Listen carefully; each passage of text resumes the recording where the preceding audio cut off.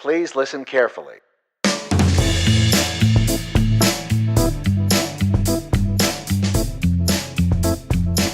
Welcome to the Big Ideas for Better Places podcast from CityWorks Expo. My name is Brad Stevens. It's my absolute pleasure to introduce you to our guest today, Vilas Dhar, who comes from many different paths, has done many different things, and is now an advisor to many different people on how to best accomplish social change. But how are you doing this morning?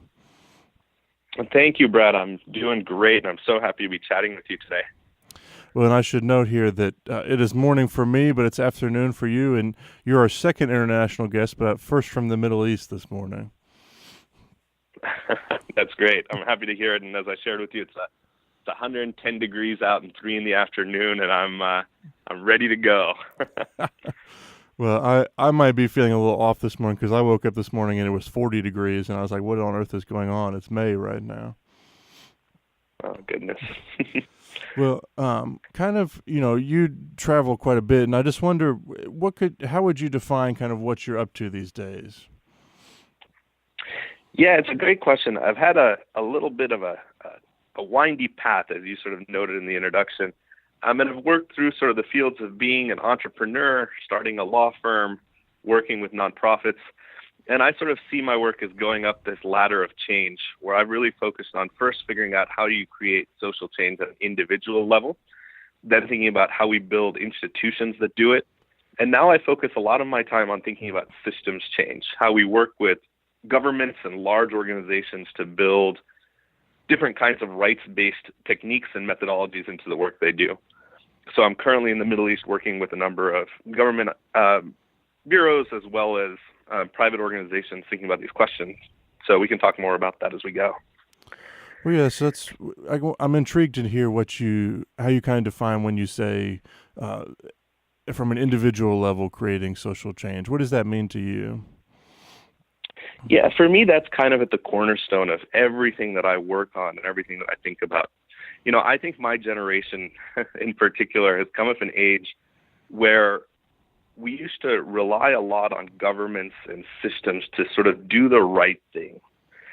And I think that as I look at the world today, I'm realizing that more and more we need the right kinds of individual voices out there advocating for change locally in communities as well as at the big picture. For me, that means everything from the kinds of decisions we make about the things we purchase at the store, the ways that we elect our leaders of course, but also the ways that we make, decisions about what we do in our free time, about how we engage with the world around us, about how we look and seek out relationships in our communities. Before we start thinking about how to fix the big picture challenges that are facing the world, I think we have to start with looking at our own lives and taking responsibility for creating a better world by being happy, enthusiastic, conscientious people who deal with the world in the way that we want to be dealt with. I mean, it always goes back to that core golden rule. So, I mean, it's an interesting perspective because I think, I'm often tempted just to think on the community level, but really that change starts by creating people and individuals that want to think on that level and think about how they can engage in these issues, really. Absolutely. And for me, a lot of that comes back to building strong families, making sure we have the resources for families to be able to send their kids to school, to create opportunities for kids to play, to engage with the world, to become fully rounded people, and then to be able to grow into mature adults who have all of these choices and responsibilities mapped out and thought about in the context of the person they want to become. So, as I say, it's always very easy to start thinking about what kind of rules, laws, or legislation we need to pass to have people interact in a certain way. But to me, that's all an abstraction. What really matters is making sure that we're empowering our kids, our youth, and all of our people to make the right choices on a day-to-day basis.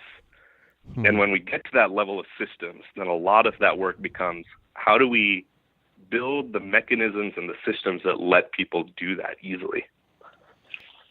Well, I know that that's some of your passion these days, and I think that that's something we've heard over and over again through the Expo world is the need to focus on that systems level. Uh, where do you think you balance that, that government, where is that government action necessary to change those systems? And when can you accomplish your goals really through private action? How do you kind of balance those two prongs as you attempt to create a new system? I think that's a great question. And for me, the answer to that has actually been the piece in the middle that we don't talk about often enough, which is the organizational piece. So we have individuals that we trust and believe in. I feel very strongly about the members of my community, about Americans in general, that we have grown up and sort of live in a world where we know how to be good people and we want to be good people. The piece that lies on top of that is the organizations we build.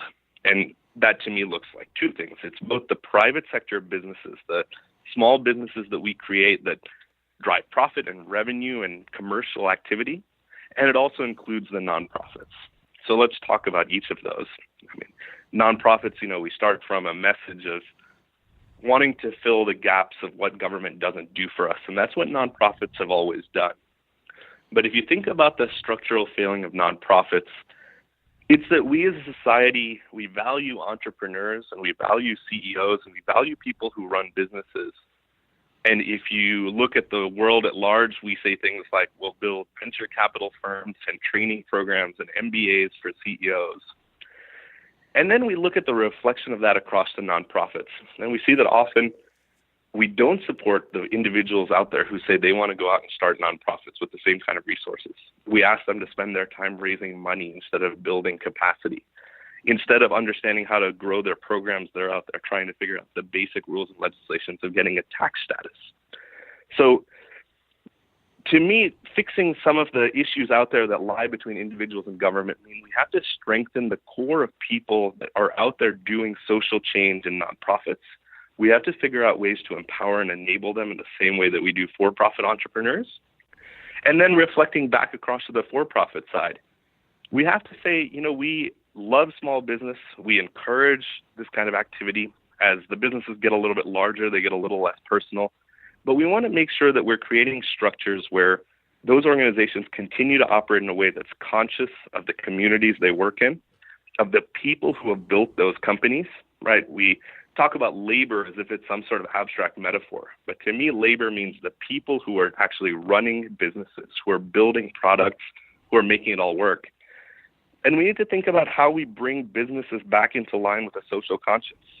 How do we make sure that instead of just talking about profit maximization, we're asking them to be local actors that are trying to create a better society and community?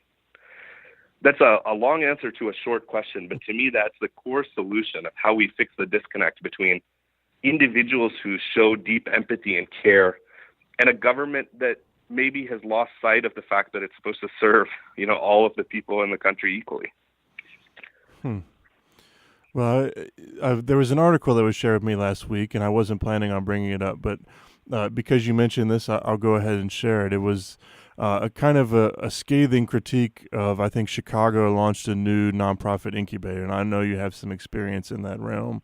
And the article was really laying hay on this idea that we need to be building new nonprofits, and was talking about how when you have stakeholder meetings and bring nonprofit leaders to the table, that's too rare that they actually have the community's best interests at heart. They're more focused on their own nonprofit, and that this guy was suggesting that really what we should be focusing on is not creating new nonprofits, but putting old nonprofits to bed. And I have many thoughts and reactions to that, but I wonder what your response to that kind of criticism would be. Well, I'd certainly be excited to read the article. I think there are lots of very good critiques about, the nonprofit ecosystem that we've built in the U.S. over the last century, right? And some of that is just because of bad rules and regulations that force certain kinds of behaviors. At the end of the day, though, Brad, what I am always going to be a champion for is individuals who have a social conscience and are willing to do something about it. And what I want to do more than anything else is empower them to go out and take action. So if the way we need to do that is to figure out what's wrong with the system and the regulations that are creating these kinds of tensions, right, where nonprofits aren't focused on their communities anymore, I don't want to lay the blame for that at the feet of the people who are trying to create social change. I want to figure out how we remove those obstacles or those nudges that are creating bad activity and fix it. I don't have a strong opinion on whether we need more nonprofits or new nonprofits. I do have a strong point of view on the fact that as people come together with a strong sense of mission, we need to give them the ability to go out and create the actual action that comes from that in the world. And I think incubators are one really key way to do that. Well, so it sounds like kind of what I'm hearing from you is that both on the business side and on the nonprofit side, what we should be focusing on in some ways is taking away the impersonal nature of those things and really trying to build organizational structures that support communities, support places, and empower the people in them to do the work that's really important. That's exactly right. And if I wanted to make that even more personal and human, I would say the best business people I know are the ones that are deeply embedded in their communities. They know what's happening with their employees, with the people they support. And the same thing for nonprofits, right? I don't necessarily know that somebody sitting in a tower somewhere with 100,000 employees and projects all over the world can actually speak to whether any one of those projects is doing all that much good. Instead, I want to see the projects being run by people who understand the communities they're working in, who have a deep respect and empathy for human dignity, who, even if they are being guided towards profit, recognize that that's not the sole goal, that there's always going to be a piece of human equity in the mix. And so, I want to devolve a lot of activity that we have now centralized into corporate boardrooms back to the communities where those activities take place. And I want to empower people to participate and engage and with enthusiasm sort of try to create a better way forward.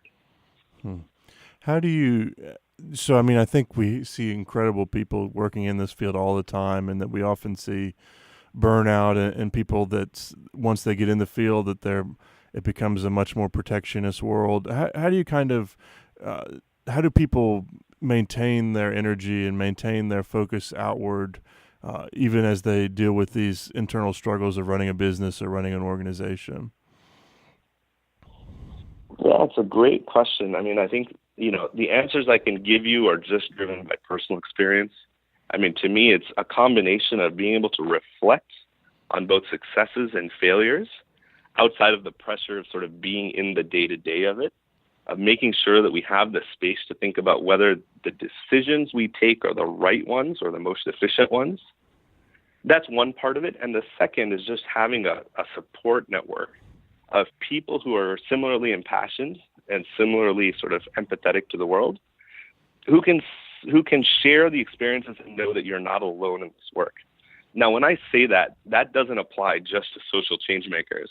I think it applies just as much to high-level corporate CEOs and government leaders as well.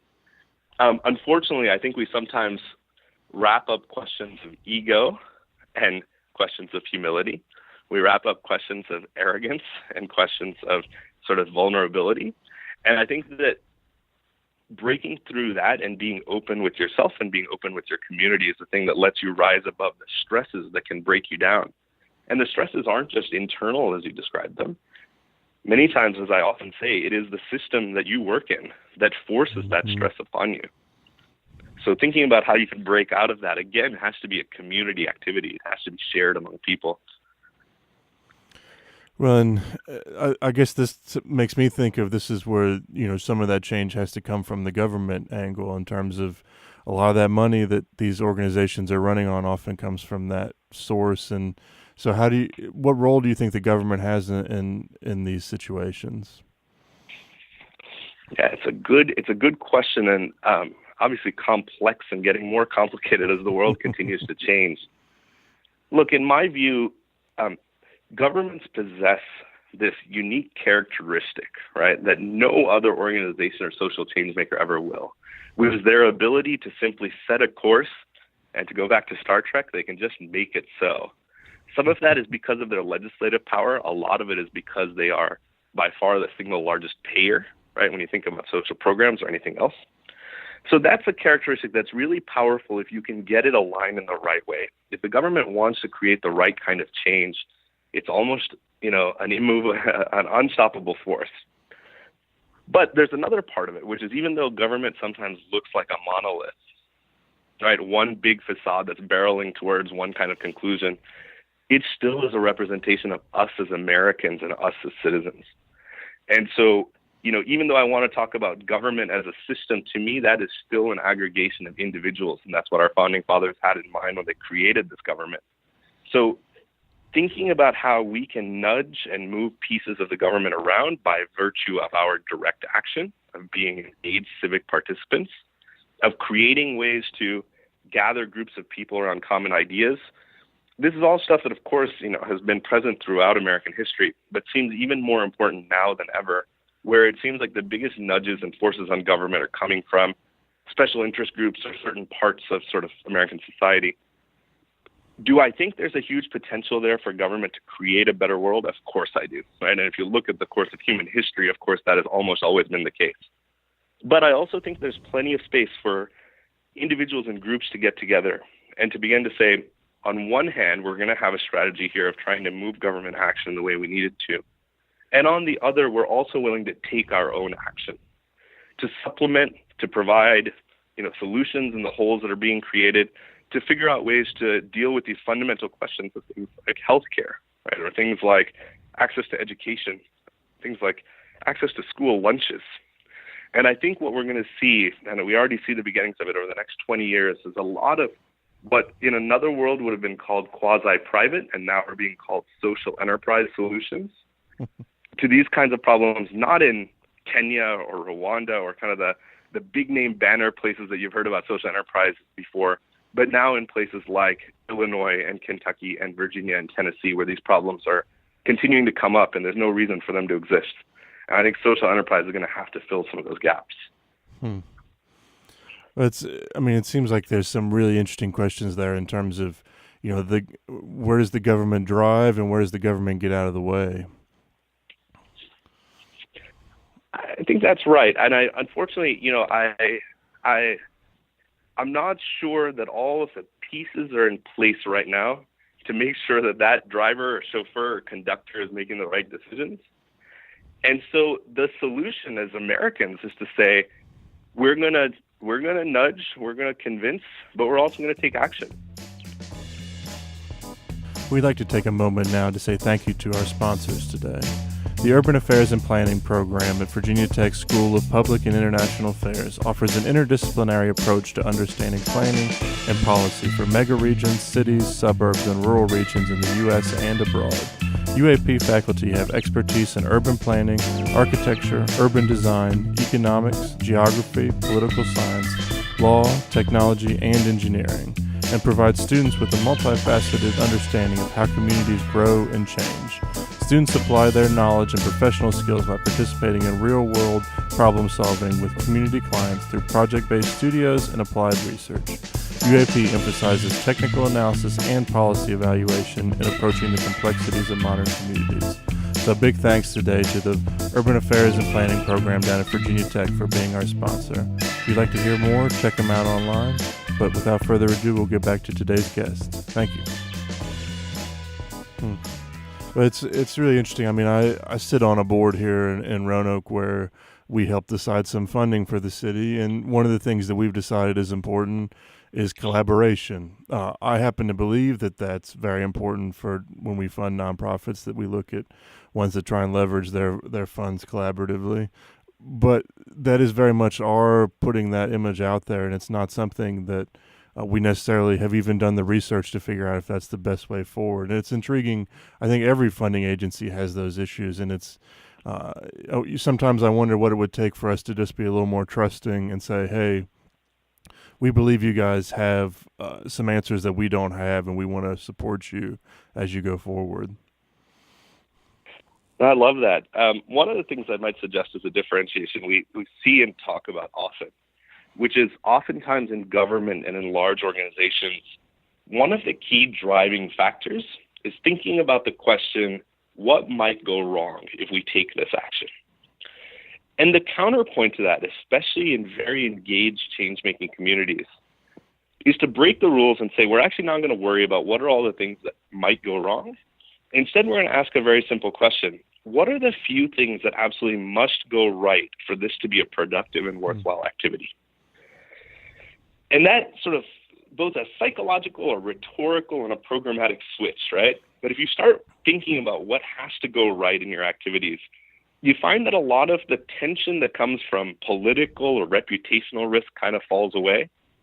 And you can say in a question like collaboration between nonprofits, instead of worrying about the issues of ego, the issues of operational efficiency, whatever else, you say, what I really want to do is make sure that the lives of the people in my community are made better because of this collaboration. Let's define some metrics to make that happen. And then let's push forward and try it. And know that we can always adjust, that we can always iterate, that we can always fix. But let's make sure that the things we care about most have to happen. It's a suggestion that, it turns out to be incredibly powerful when you apply it to strategy sessions, when you apply it to getting people to act. And I'd love to see more of that coming into government. For me, that raises some questions of, so I think we often, from a funding perspective, you try to balance, and even in personal giving, you say, well, this organization is doing immediate good right now. So, the homeless shelter is taking people in that would potentially be dying on the streets every night. But then you also want to support the organizations that are creating that systems level change, and it creates a whole nother balancing act where you're like, okay, well, we need to support both of these things. How do we make sure that we have create a support system for everyone there? Yeah, sure. I mean, the trade-offs, the moral equivalencies and the trade-offs of funding are probably a subject of an entire podcast all on their own. Fair enough. The thing I might suggest here, though, is, again, remember that one of the key tenets of my design process is always thinking about the system that exists today and the system that you want to create, and thinking about the levers and where they are that you can nudge them with very low inputs. So even in the example you sort of talked about, as a funder, I think there are opportunities to say things like, we understand these are separate organizations with separate revenue streams, but let's figure out how a single grant can incorporate aspects of both. Knowing that, we'll always face a trade-off in terms of lives and impacts, but let's see if we can push the needle very far on the short term and maybe just nudge the needle a little bit on the long term, because in that sort of aggregate action across hundreds of thousands of projects like that, you begin to see systems change. That doesn't happen quickly, but it happens discernibly and it happens with direction. I really like that kind of patient attitude towards things and thinking long term about them. And I wanted to kind of touch on something that you have mentioned in the past and some of the stuff you've talked about, which is just being willing to take a risk on some of these things. And I think that I kind of hear that here, that we need to think differently, but also think about what those systems want to look like in a way that we can mitigate that risk, but also be willing to take it when it's time to take that step. Sure. So risk for me is kind of a very personal thing. I've become very familiar with risk and somewhat comfortable with it. Not very, but the first time I ever came to Roanoke was a risky proposition. My girlfriend of a couple of months actually just moved down to Roanoke. And so I started commuting from Boston. We didn't quite know where things were going, but it seemed like the kind of thing that was worth pursuing. And so in many ways, my story of falling in love is very linked to my falling in love with Roanoke. And it's linked to a lot of risk taken to make all that happen. Not just on the personal level, but on the professional level, I've switched careers. I've walked away from ridiculously high-paying jobs. I've done all of this. And the way that I think about risk is this. There's always a scary part to risk on a personal level. There's always the idea, again, of what are all the things that could happen that are going to lead to bad outcomes. There's a little bit of a thrill that's important to acknowledge, right? There's the adrenaline rush of taking a risk. But to me, what drives those decisions almost always is thinking about what's the best possible outcome that we could get to? And is it worth it to travel this sort of very rocky path to get there, hopefully? On a personal level, it's a personal decision to say how much risk are you willing to take. But when you move up the ladder and you start thinking about organizations and systems, I think it's very important to decouple systematic risk organizational risk, the future of a business, or the future of a way of doing things from the emotional response that risk creates within you, right? So as we begin to think about, does it make sense to change the way I'll give you some just sort of random examples off the top of my head, to change the way that we build voting patterns, right? Or that we develop electoral districts. I'm giving you these examples because they're top of mind at the moment. There's a lot of risk involved in that because there are potentially people that could be harmed, of course. There are lots of changes to the power structure that are going to lead to lots of different kinds of, public outcry and results that are maybe not what you expected. But the outcome of doing something like that is a more fair and just and equitable system. Now, the thing that creates paralysis, the thing that creates difficulty in making the decision is the emotional fear of being at the center of that, right? Of becoming an advocate for something that might not be popular. But on a rational, systemic level, it's very clear that getting to a more fair and equitable world is exactly where we want to be. I'm not saying it's easy to do. I'm not even saying that it's possible. But as change makers understand the differences between systemic risk and personal risk, getting to a place where you're more comfortable, you're more willing to stick your neck out, you're more willing to be a champion for change, even though it might be a much more complicated thing. That's the kind of thing that nudges the ball forward. And I think it's a journey that every person goes on in their own way. But luckily, I've been able to sort of push things a little bit further, I think, than most. And so far, it's working out, knock on wood. Well, it's really been interesting to hear how all of this seems to come back on some level to that individual, creating individuals that are willing to be in these situations, willing to take these risks, willing to view things in a particular way. It's such a different perspective from one that I've normally had, and I'm really intrigued to hear about it. And I love the way that you've articulated it here. Oh, thanks, Brad. I mean, at the end of the day, I think it is the most human and most compelling argument to say that the people we trust with our future are the people that we are raising to be great people, right? So if every change came down to the decisions of the people in our families, in our churches, in our communities, right? The question is, can we look at them and say, we trust you to make these decisions because we've done everything we can to help you be better? And if that's the kind of guiding principle we wake up with every morning, then I at least am very proud to go out and do that. Well, very good. So I guess this kind of brings me to one of these questions that I like to ask everyone, and that is just kind of what, when you see a place or when you see a community or whatever scale you want to look at, you think when you envision what that system or what that scale would look like when it's working well, kind of what comes to your mind as a thriving place or a community that's working well? Sure.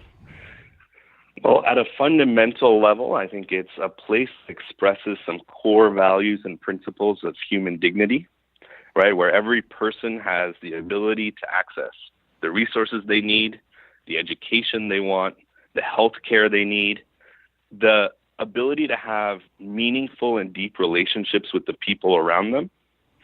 When we go from community to place, which to me are very interlinked, it's having equal access to spaces and resources within the community, knowing that things aren't walled off or held for certain kinds of privilege.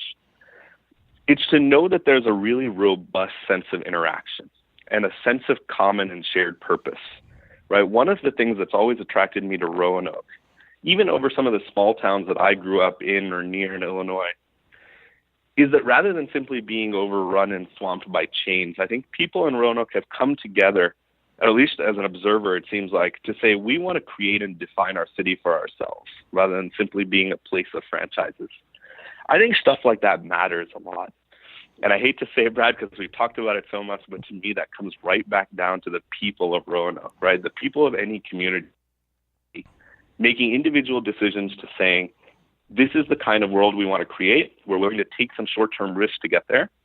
And we recognize that our neighbors, our families, the people around us are engaged in the same kind of mission that we are. Whether you want to call it the American dream or you want to call it a sense of shared economic purpose, whatever kind of name you want to put on it, It's having that empathy, that knowing that whatever it is that divides us, whatever differences we have between us, none of them really come in the way of advancing together. And that to me is the kind of place I always want to live in.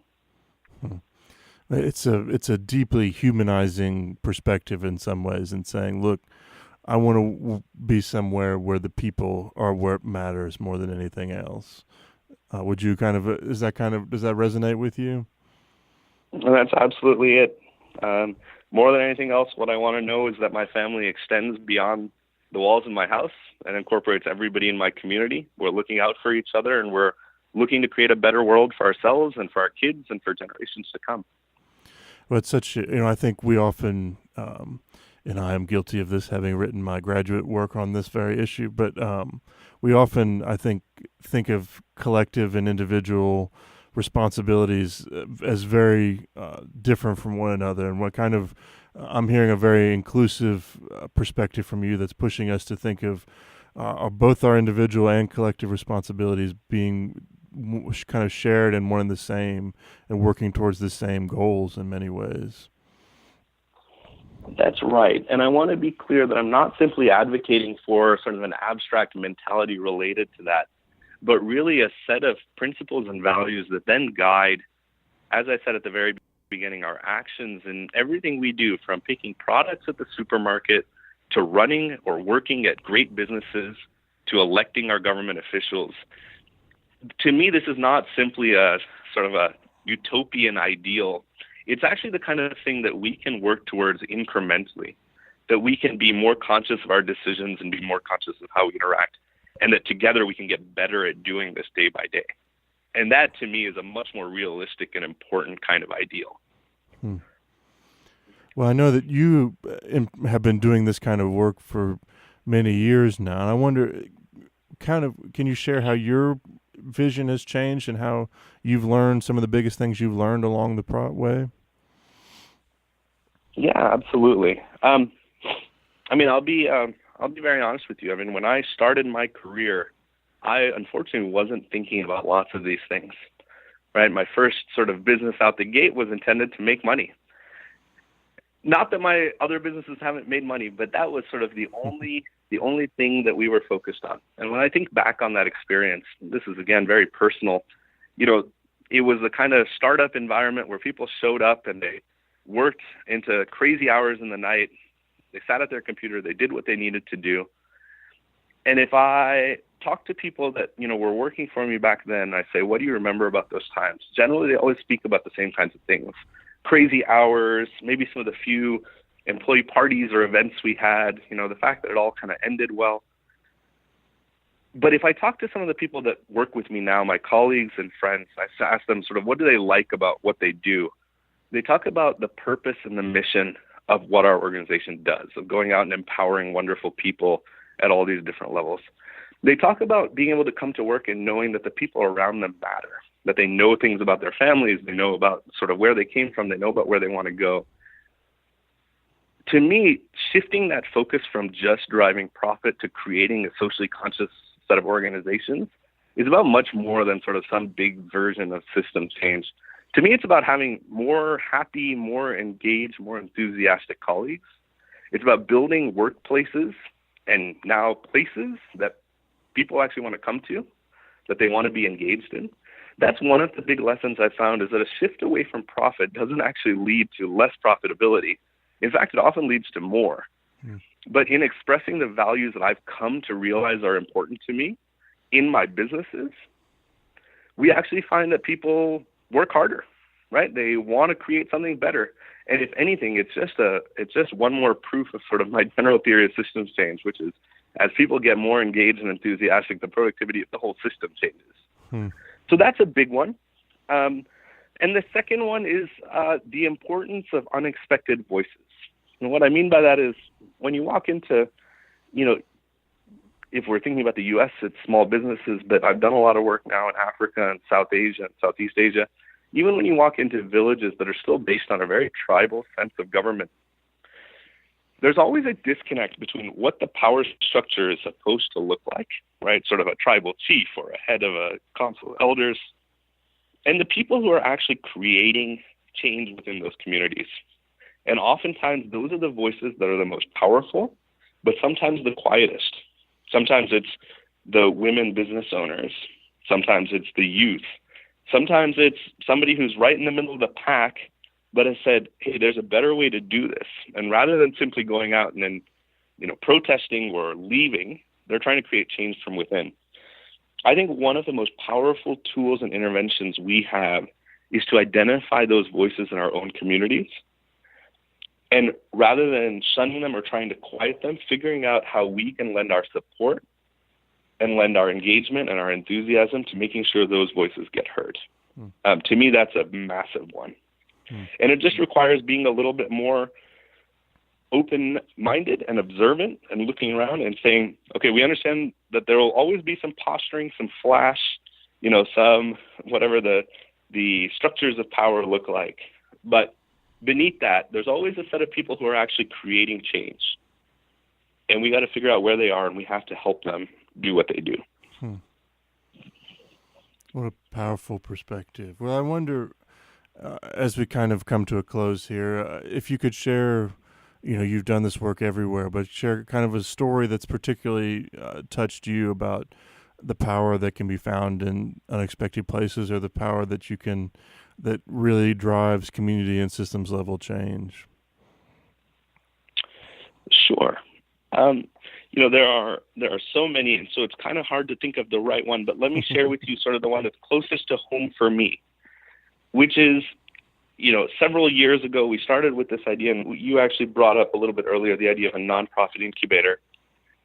In Boston, we have great nonprofits that are doing work all around the world, particularly around issues like global health, getting, very basic healthcare to the end mile, the furthest and most rural villages. But I was really deeply frustrated by this idea that I shared with you earlier, that we support and provide all of these resources to our for-profit entrepreneurs, but very little to our nonprofit folks. And so we wanted to create a platform or a system where nonprofits could come in and engage. I'm not going to go into the details of that platform or any of that, but what I want to highlight is this. As we started building this sort of system to connect nonprofits together, what we saw that was so much more meaningful than the immediate work we were doing was how quickly that moment of catalyst in the middle of sort of the system started drawing together resources from the entire city at large. So we went from talking about nonprofits and trying to enable nonprofit leaders to having some of the largest financial institutions in the area, to having government at the table, to having every person who was running for the governor of Massachusetts coming to sit and visit with 15 nonprofit leaders. We started having schools and universities engaging with us. And all it took was kind of that one drop of red food dye in the glass of water. And all of a sudden, the entire glass had turned red. Everybody was willing to think about this question. The takeaway lesson from all of this is social change seems like it should be really hard. You're trying to move these big systems. We've talked about their inertia. We've talked about how sometimes it's hard to get past the facade. But the flip side of that coin is how easy it can be when you create the kind of idea that people understand is just unidirectionally focused on creating a better place and a better world. And it's amazing to see, and this is what reaffirms my optimism and hope in sort of all of the work we do, how quickly people come together to support something, not out of self-interest, but because they care about each other. That's the big story that I want to take away from sort of the story of the Next Mile Project and the work we've done. And it's the thing that inspires me all the time. What a powerful narrative there. It's just, when people come together, it's incredible to see what comes from that. Absolutely. Well, thank you so much for being here today, Vilas. If you'd like to hear Vilas's talk from CityWorks Expo a few years ago, you can check it out on our website, cityworksexpo.com. But thank you for taking the time today. I really appreciate it. It's my absolute pleasure, Brad, and I hope to be in Roanoke soon and to see you all in person. Wonderful. Thank you so much. Thank you.